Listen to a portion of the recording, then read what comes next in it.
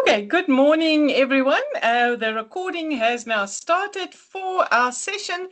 We are going to jump straight in. I am sharing the camera at the moment. I'm not sure if you are able to see me. Just to show you who's presenting this morning.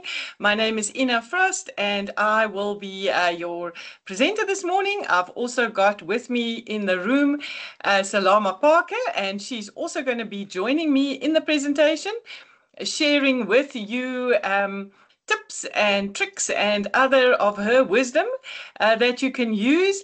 And then she's also going to be assisting you with your questions. So if you're not sure yet, at the top of your screen, there's the Q&A little button there that you can press, where you can then post any questions that you may have.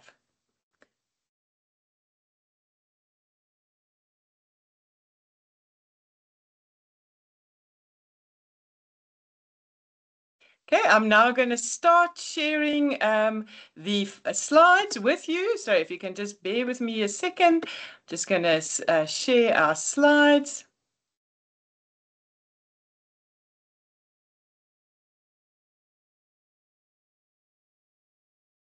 Salama, if you can just confirm that everyone is able to see the slides.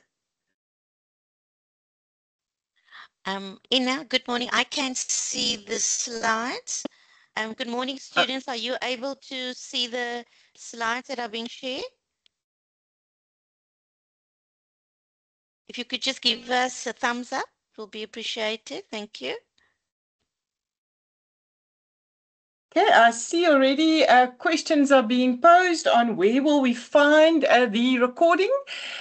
We will be uploading it to a YouTube channel for you, and I will show you that a little bit later, and your lecturer will also share with you the link to the YouTube channel, where you then will be able to see all the revision sessions, not just the one for ACBP, but also the other sessions that have been hosted for your students, for your different subjects.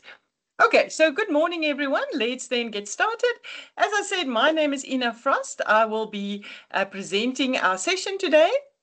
And with me, I've got Salama Parker, who is going to be assisting you with all the questions that you may have, and that you are more than welcome to put up in the chats.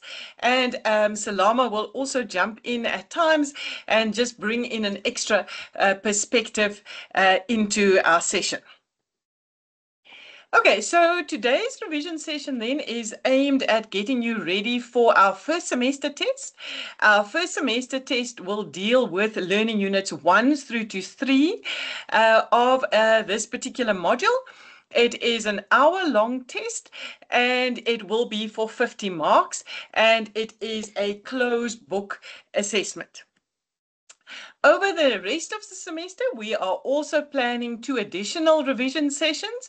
One to get you ready for semester test 2, and then we will have a final one to get you ready for the exam. So you can save the date so long. On the 29th of April will be the next one of these revision sessions, and that will be to get you ready for the second semester test. Please, I just want to start off this morning by just making this quite clear, that these revision sessions cannot and are not ever intended to take the place of your normal time with your lecturer. So please, I need to stress that you please still need to be going to class, you need to be working at home, and you need to be making sure that you are staying up to date. You'll see today's session is just done at a very high level. I just try and kind of draw out key points in these 3 learning units, and just to revise those key points. But I cannot cover in 3 hours everything that your lecturer is doing with you in class. So please, students, please continue to go to class, please continue to engage with your lecturers, and of course make sure that you are working at home. So So as I've mentioned a few times, today's session will be recorded and is being recorded at the moment, and it's going to be uploaded to this YouTube channel. And as you can see, some of the other revision sessions have already been uploaded there to this channel. Your lecturer will also be sharing with you this link, so to make it easy for you to find us on YouTube. And then you can find our entire session from today will be uploaded there for you. Right, so I'm pretty sure everyone knows the people on this photo that's up on your screen right now. This is the South African team that won the Rugby World Cup in 2023. And I always just like to start discussions like this morning with a question to say, what do you think made this team so successful? If you had to kind of summarize their success into one or two words or one or two actions, what do you think did they do that made them so successful? I don't know if some of you want to just type it up for us there in the Q&As. If you've got any ideas, what do you think, what did this team do that made them more successful than the other teams that were in the competition?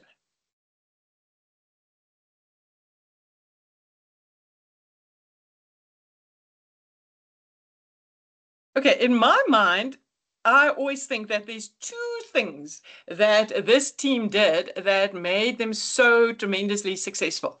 And it's the two actions that they took. One was all about preparation.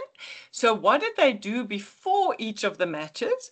And then the second aspect is what did they do in those 80 minutes on the field? And those are the two key points or two key actions I think that they took that made them so successful. Now, how can we translate their strategy into our strategy as students to also be successful in this semester of accounting? So first of all, as a student, of course, preparation is as important for you as it was for that rugby team. So what does preparation look like for a student? From the student's perspective, your preparation is to make sure you go to each of your classes and that you are consistently working at home. And then, of course, that you attend sessions like this one this morning that will assist you in your preparation for the big test day. And then the second question, sorry, that I always get, oh, sorry, now I've skipped ahead in my slides. A question that I think I get often and that lecturers get often is, are there any shortcuts? And questions students sometimes ask, and even in these revision sessions, they would say to me, oh, if I don't have much time, what are the pages that I must definitely focus on in the textbook? But as we can appreciate with this rugby team of ours, for them, there were no shortcuts. For them to have become the World Cup winners, there were no shortcuts. Every day they came to practice, and when they were practicing, they put in their everything. And then when they actually played the matches, they also put in their everything. And that is the same for us as accounting students. There really are no shortcuts. Sorry, Salama? Hi, Ina. I know our students did get some feedback. Sorry, I think I just, they said consistency in their training, hard work, mindset and hard work, practice. So it's all contributes to what you have mentioned now. So these were responses from our students. Oh, excellent. Thank you, students. I think you then definitely picked up. Thank you for everyone. I think there seems to be a little bit of a delay, unfortunately, between me asking the question and you guys getting the opportunity to quickly type it in. But I do appreciate that you are contributing because for this successful, we have to keep it interactive and to make sure that you are all having the opportunity to ask questions and share in the class, because then I think it will make our class much more successful. So thanks everyone for your contributions. So yes, so as you all said correctly, for this team to be successful, it was about preparation. and about consistency in that preparation. So with that, we mean you can't just start the night before the test and now quickly try and see if you can cram in everything in that textbook. You have to be working consistently throughout this semester, just like this team did. This team showed up to practice every morning. They practiced in all the sessions. They worked hard, and so they were able to be victorious. And we must have that same mindset. So you need to be showing up in each of our lectures and be working consistently at home. The path to success this semester is really a series of building blocks. So test one is your first block, and then if you are not well prepared for test one, it's also going to impact you in test two, because whatever we're teaching you now in these first three learning units are very important, and they are the foundation to what we're going to teach you to be ready for test two. And eventually, all of this is going to build you up to the exam. This module, please don't think that you can neglect test 1 and 2 and that you can just come in the exam and you're going to get 100% in the exam and that will be great. Unfortunately, in our module, it just doesn't work like this. Our module is a very definite set of building blocks that you have to make sure you understand and are comfortable with it so that you can finally have success in this module. So to bring it back then to us today in the classroom, so it's all about preparation. So we are very much in that preparation phase now of our World Cup training. And so we're working here today in class, and of course throughout the semester you're going to keep working with your lecturer in your classroom, and of course you're going to also be working at home. And then the other part of the success is what are you going to do in that examination room later in this week. And so in today's session, I'm going to help you with preparation, but I'm also going to bring in all kinds of little exam tips and techniques, because there are little things that you can do in the exam venue that will also just give you a better chance of being successful in this module. And that's also where Salama is going to come in and also just share with you guys extra little tips that she shares with her students, just to make sure that when you're sitting there in the exam venue, you are really giving it your all and you giving yourself the best chance of doing well in this module. Okay, so now we're going to start with our actual session for the morning with the actual preparation part, as I said. So in each of our learning units, there in our module outline, we give you the learning unit outcomes. And I always tell my students that you need to just read through these outcomes for each of our learning units and just say to yourself, could I potentially answer a question based on these outcomes? Because for Learning Unit 1, there's essentially 6 things that we want a student to be able to do at the end of the learning unit. So it's certainly, from your perspective, if you can just go through this and say, okay, would I be able to answer a question should they test me on any of these outcomes? So there's in your module outline that is available to you under student materials, you will find the outcomes for every learning unit. So as we said, then semester test 1 deals with learning units 1, 2, and 3. This learning unit number 1, we're not going to spend a ton of time on here today in this particular session of ours, because this learning unit is really just a theory learning unit. So for this learning unit, you need to go and just do the work on your own. There's not much here in terms of application that we can show you. So for this learning unit, you need to do something like draw a mind map, make a summary, do some color-coded notes, recite, repeat, any of the techniques that you found to be successful in high school when you had to deal with a big chunk of a theory. How did you deal with that when you were in high school? If you're struggling with knowing how to break up this information, then obviously reach out to your lecturer that may be able to give you little tips on how to make this material into smaller chunks so that you're able to study it for the test. Please don't underestimate the fact that this is a theory learning unit, because we do test theory in the assessments, and you will see I'm going to show you what was tested in last year's semester test, and you will see that there was actually quite a bit of theory in last year's semester test. So please, Learning Unit 1 is 1/3 of the material that's being tested in the upcoming semester test. So it is important that you give due attention to this learning unit. Even though it's mostly theory, please, you have to make sure that you are engaging properly with this theory. Now, what kinds of questions and what types of questions can you expect in the upcoming semester test? So there can be a whole host of different types of questions. There can be multiple choice questions, match the column, true and false, complete the sentence, write a short answer or write a short paragraph. And there can also even be application questions out of this learning unit, where we could, for example, say your best friend is starting a business and they now asking you certain questions before they can start the business.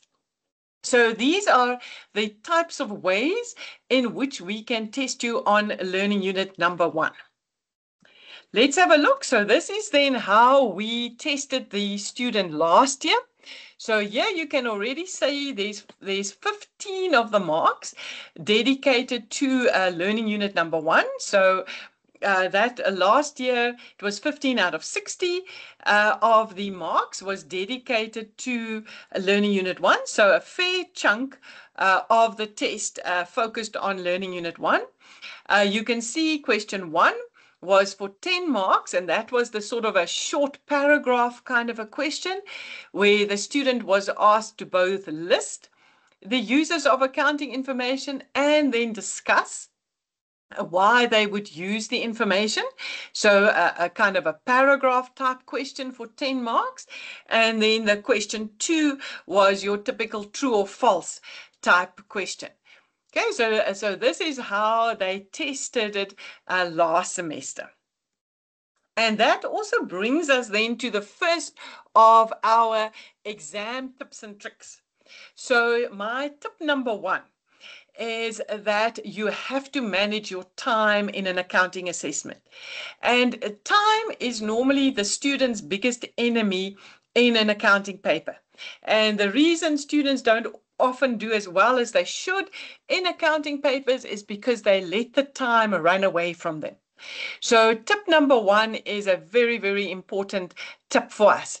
And that is that you have to be working at the right speed when you are doing your test. So we can see there then in this particular question, question number 1 was for 10 marks. And that means that you have 12 minutes to complete this question, because you have to be working at 1.2 minutes per mark in our upcoming test. And it's really crucial that you mustn't exceed the 12 minutes. Because if you start spending more time on the first few questions, then by the end of the paper, you're going to have to start rushing through questions, which is never optimal. Or even worse, you might end up leaving out questions completely. So it is really important that you have to be strict with yourself there in the test venue. And when the time is up for the question, you must leave the question and move on to the next question. If at the end of the paper you still see, okay, I've got an extra 5 minutes, then you can always circle back to a question and say, okay, let me see, can I perfect the question a bit more? What can I add in here? But initially, you have to be very strict with yourself, and you must not exceed the 1.2 minutes per mark for the question. So that is tip number 1. That will help you to be more successful in this module. Tip number 2, and we have a problem that we find with students, is that students are not always reading their required nicely, and that you're not always understanding exactly what it is we want you to do. So that is your next tip, is always to read your required so that you know exactly what it is we want you to do with the information. And then secondly, make sure that you are reading that everything that is given to you in the required. So if we look again at that question number 1, we see there was an and in the question. So we definitely wanted students to do 2 things to earn the full 10 marks. The first thing is they had to list at least 5 users of accounting information. And then the second thing is they didn't only have to list, they also had to explain the why and the how the information is being used by these different users. So you can see, obviously, if you only read the first half of the question, you would not have got the full 10 marks. So if you just jumped in and you quickly listed 5 users, you may have only got half or less of the marks. Or if you only jumped in and started explaining, again, you wouldn't have got all the marks. So please take a little bit of extra time in your test where you just kind of breathe, just say, breathe, I can do this, and then just read that required really carefully, so that you don't end up throwing away marks and afterwards say, oh my gosh, of course, I would have known how to explain the users, but I didn't see it. So please make sure that you are really giving yourself the best chance to get the best marks in a paper. Okay, before we move on then to learning unit number 2, so that's really all I just wanted to stress in terms of learning unit 1. So remember, this is mostly a theory learning unit, so you need to be making your summaries, drawing your mind maps, reading the material, maybe recording your own reading of the material, however you find it easiest to deal with big chunks of theory. So we're going to move on now to learning unit number 2. Salama, before I move away from learning unit number 1, anything our students want to know or anything that you want to share from your end? Hi, Ina. No students posted any questions. But what I could just say again, it's very, very important that they do make the summaries and their mind maps for Learning Unit 1. It's so important, and also to have a good understanding of Learning Unit 1, because as you go along, whatever you've actually covered in class with your lecturer in learning unit 1, you're just going to be building on as we're going along into the next learning unit. So it's very important for them to focus on that. And also, like you've mentioned, if they're able to answer each of these learning objectives as given here, then they should not have any problems with completing the theory questions in the upcoming test. Thanks, Ina. Thanks, Salama. I see there was actually just a student who asked a question. So they asked, how would this question be marked? So I can't give you an answer that it will always be marked in exactly the same way. So for example, I can't now quite remember how we marked this question, but it could have been that we gave, say, maybe a half a mark for just listing the different users, and then more marks to the explanation side. I don't know if you can recall, Salama, or we might have given you 2 marks, one for listing a user and another mark for the explanation. I can't now quite remember how we marked this one. Ina, I think it was one mark for naming the user and another mark for the explanation. So it Great. was 2 marks, yes. Oh, okay, thank you. Again, also, students, just remember to guide yourself by the mark allocation. So immediately, if you see this question is carrying 10 marks, then obviously that must also guide you to the amount that you should be writing. If we're saying it is a 10-mark question or a 5-mark question, obviously you can't be just giving us one word. Or later when we do the calculations, you can't just be giving us one number. So also always from that perspective, make sure that you look at the mark allocation, because that will also give you a little bit of a guidance in terms of how much should you be writing. So again, you can see then you can't just list 5 and expect to get 10 marks for listing 5 users. So always make sure that you just also look at that mark allocation and how that sits with how much you are actually writing for us in the test. Right, so let's now move on then to our learning unit number 2. This learning unit by far is the most important learning unit in the first semester, because this learning unit really underpins everything that we do with you in first semester accounting, and really in accounting in all of your accounting studies.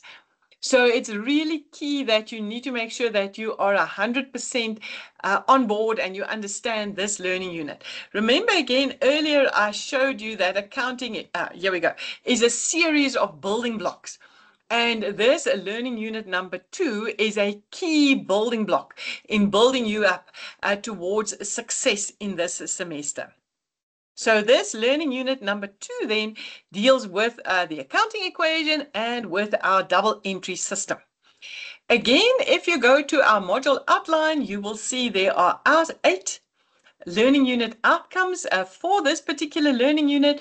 So again, just go through these and say to yourself, could I answer a question based on all of these outcomes? Here I've made a summary for you of possible questions and types of questions again out of this learning unit. So again, when you prepare yourself now for the semester test, go through this list of mine and just say to yourself, would I be able to do each one of these types of questions? So once again, this learning unit also has theory in it. So out of learning units 1, 2, and 3, there's actually quite a lot of theory in these first 3 learning units. So particularly in semester test 1, then there can be quite a few theory questions because there's quite a bit in the content that you have to prepare for the test.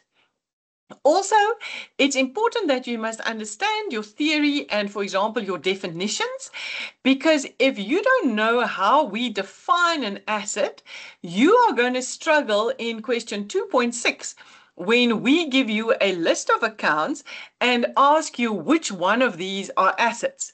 Because if you don't understand what is an asset, it's going to be hard for you to identify the asset, or even later be able to calculate total assets. Because again, if you don't know what is an asset, how can you calculate total assets? So please make sure that you are giving enough time and importance to theory and to definitions. And so we can ask you an outright theory question where we can say define an asset, or then we can move over to the more application style questions. So we can do a question like question 2.6 in your textbook. And if you can recall, that was the question where we gave you a list of accounts and you then had to classify them as either assets, liabilities, income, expenses, or the like. So that is certainly your easiest type of question that we can do out of this learning unit. Then we can step it up a little bit to the question 2.4 type question, where we still give you a list of accounts, but now we add with them amounts. And now instead of just saying identify the asset, now we say calculate the assets or calculate the total current liabilities. So that is a little bit more of a complex question where we now see if you can identify the account and can you do the calculation. Then we can get to your question 2.91 type question, where we will give you a list of different transactions that has taken place in the particular period, and then you have to show the impact on the accounting equation. Then we can test you on a question like 2.92, where we can ask you to do general ledger accounts. So again, a couple of transactions and how do they impact the general ledger. And then the last type of question is the type of 2.11 type question, where we combine the impact on the accounting equation with the impact on the general ledger. So that would be a combination of everything you've done in this semester, or in this learning unit rather. So those are the kinds of questions and the ones that you can look at in your textbook that we can do out of this learning unit. And all of these questions, and really everything in Learning Unit 2, brings us back always to this page. And for my students, I always say, and I'm sure, Salama, you must do exactly the same, is to say to your students that this page, page 53 of the textbook, is just gold. This is such an important page in this learning unit, because this page is a fantastic summary. It gives you a summary of your assets, your income, your expenses. Right there at the top, it's a little bit obscured now on my slide. It even gives you the accounting equation. It also shows you the split between non-current and current. So this page is really, really key in being able to do nearly all of these questions. So of course, that will help you with a question 2.6. It'll help you with a question 2.4. It will help you with the question 2.9, because you will know where's the impact on the equation. So please, if you haven't been studying this page, then you have to make sure that you are really coming to grips and to terms with this particular page in your textbook.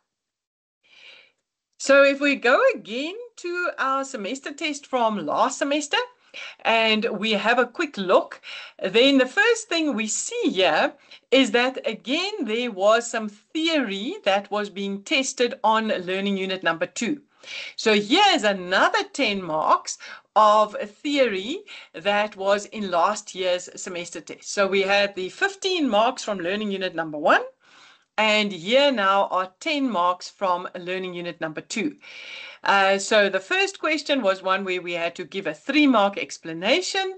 The second question, you just had to name what we call that T account. So that was just for 1 mark. And then lastly, we gave you a list of accounts, and you had to say, are they assets, liabilities, income, expenses, and if they're asset or liability, are they current or non-current? So that question 4.3 comes straight out of your understanding of this page. It's essentially testing this page 53. So that was the sort of theory type questions in last year's semester test on learning unit number 2. Then the aspect that we are going to slow down a little bit on and go into in a little bit more detail now is talking about the accounting equation and talking about double entries. So we specifically now going to look at your question 2.91, question 2.92, how we record the impact of transactions on the accounting equation, and how will we go about to do that in the general ledger. So this is now where we're really going to dig into this aspect and really look at it in a lot of detail. Okay, is everyone still keeping up? Everyone, any questions maybe at this point before we really get going on these detailed questions? Hi, Ina. I did have a question from Megan, but we did respond. She wanted to know how many marks the paper will be for.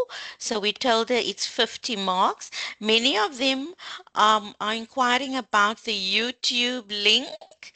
I'm not sure if we will be able to share that link with them, because is the lecturer not supposed to share the link with them, the YouTube link? The lecturers at the campuses. because I've Okay, shared yes. mine with my students already, so they would be able to access the Uh, the yes, the idea, thank you, Salama, is that your lecturer must share this link with you, and I will remind the lecturers again about that once we're outside of the classroom, or you can just email your lecturer and just remind them to please share that YouTube link with you. And then, Megan, again, on your question, our test will be out of 50 marks, and it's a 1 hour question. 1 hour paper, and it is for 50 marks. And here on this slide, I'm not, let's just see if I wonder if I can just, you know what, what I'll do is when we have our break, I will copy the link for the YouTube so that we can also put it in our chats. For the perfect. minute, here it is up on the screen, but obviously that's now a bit difficult for the students. So when we're in our break, I will copy the link quickly and then we'll post it for you also in the chats. And then I got a question from Reese. He says, is there any advice on how to practice the practical accounting? He knows about past papers. So I told him also to just revise the revision questions at the back of the textbook. And also your practice test, all those additional resources that were shared with lecturers across campuses. Yes, I know the question is always coming up, you know, what can we do to prepare ourselves for any of the assessments? First and foremost, students, you've got to engage with your textbook content. The textbook has got a lot of wonderful examples and questions. So my reply to a question like that is always first and foremost, make sure you have done every example and every question in your textbook. And remember, even at the back of the textbook in Annexure B, there are also a couple of additional revision questions. And also just remember, in Annexure A, you do actually have all the solutions to the textbook questions. Because I know in class as a lecturer, we don't always have time to go through every single textbook question, but you can do that at home because you do have access to all the answers at the back of your textbook. And only once you have done all the textbook questions and you then think to yourself, wow, I've still got time, I would like to practice more. Then obviously there's things like your lecturer's ICE activities. There might have been in-class activities that your lecturer have used. Yes, certainly there's past papers. Unfortunately for test one, we only really have one past paper because previously students were given an assignment to do. So for test one, we don't have a lot of past papers for you to look at. But those should only be right at the end when you just want to kind of finesse yourself. Initially, please, you must be working with your textbook questions because that gives you a good example of all the different ways in which we can assess you on a particular topic. Okay, so let's now just jump in to the accounting equation and the double entries. Hi, Ina. Just one question from Aftar. He's an online student, but he's doing time tasks and exams, and I think he wants to know if will these still apply. I'm not sure. They're asking about referencing, but I told him there's no referencing for written on campus tests. Yeah, for on-campus tests, no, but for the online students, if you are in the venue with us today, for your tasks, you must please just follow the instructions that's given on the task. If you are a online student doing the task, if it's a theory question, I would advise that you still do your proper referencing there for those questions, but please just rather look at the actual task. I think on the cover page, it will give you your instructions of the expectations. But for the students writing later this week on campus, you do not need to worry about referencing. Okay, so let's see who can put it up the fastest in the chats. Who can remember what is the accounting equation? So let's see, fingers on the keyboards. Quickly, let's see who can remember what is the accounting equation.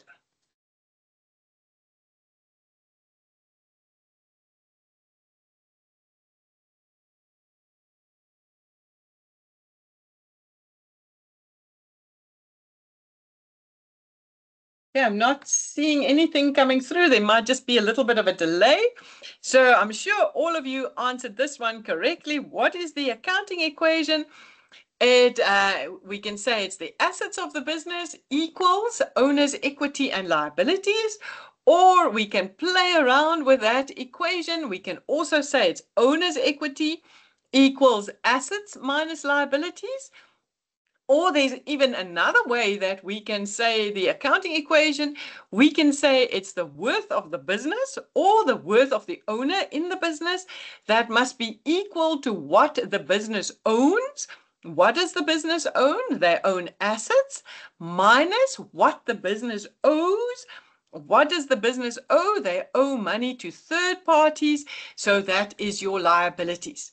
So there are different ways in which we can phrase the accounting equation, but of course, as a student, this is one formula that you do need to know off by heart.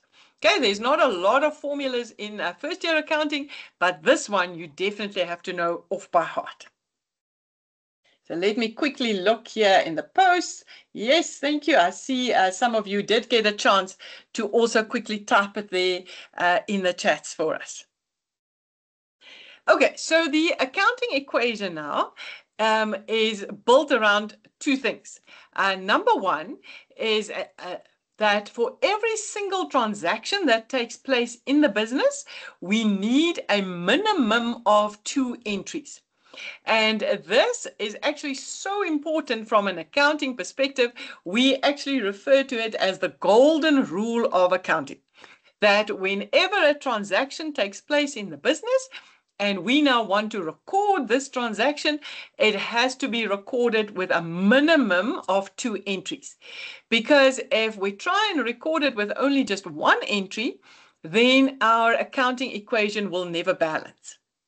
So for every single transaction, there must be a minimum of 2 entries. In Learning Unit 2, it's typically only 2 entries, but you will see later when we start bringing in VAT into our calculations, then it can actually be more entries. But now these 2 entries, it can't just be any old 2 entries. No. It's 2 very, very specific entries. And so these 2 entries, one of the entries must be a debit entry and the other entry must be a credit entry. Okay, so to make the accounting equation balance, we need at least 2 entries for every transaction. One of them must be a debit and the other one must be a credit.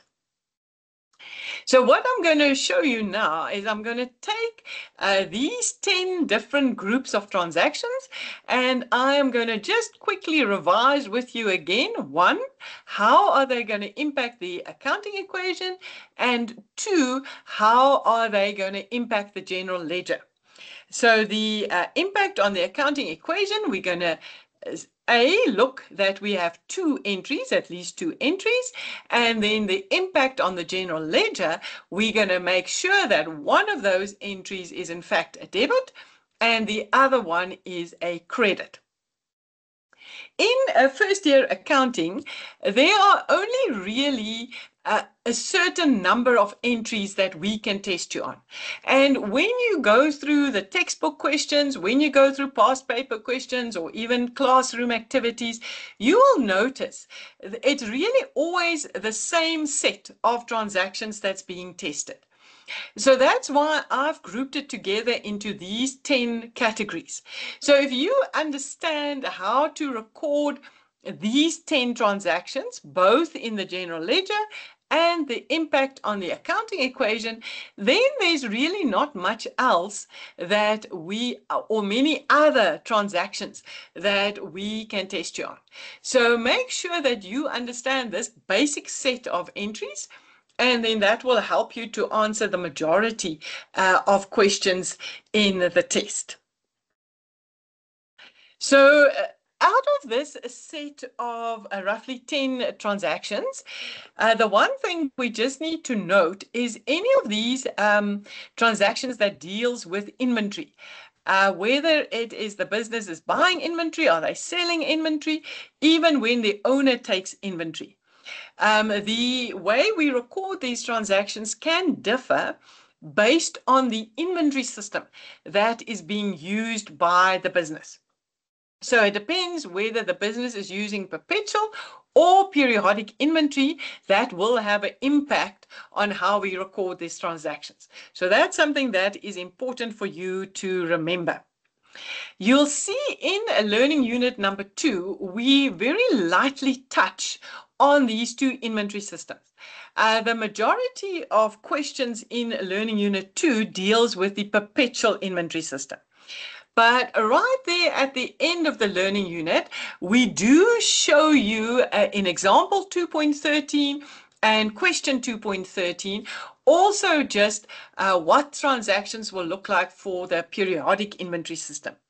But later this semester, when we get to learning unit number 6, we will go into a great amount of detail in terms of these two inventory systems and what are the key differences between these two systems.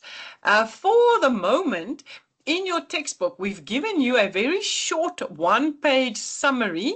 It's page 70 of the textbook, where we just, in a very short little table, give you the key differences between the two inventory systems. So it is important that you go through this as well as part of your preparation for the test. But for the exercises that I'm going to do today with us in class, we are going to focus on perpetual inventory. Okay, so now we're going to go back. We're going to take these 10 transactions. We're going to look at the impact on the accounting equation and the impact on the general ledger. But I see time-wise, it is now 9:51. So I think we all need just a quick comfort break.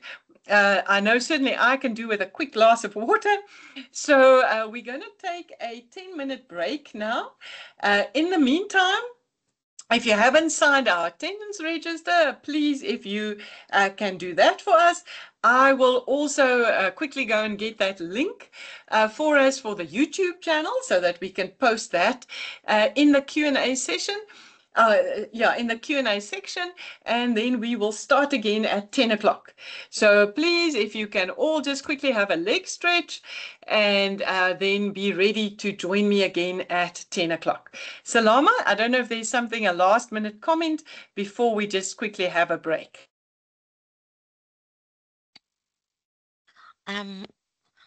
Hi, Ina, not at the moment. I think the students did inquire about the breaks. Our timing is perfect. Thank you.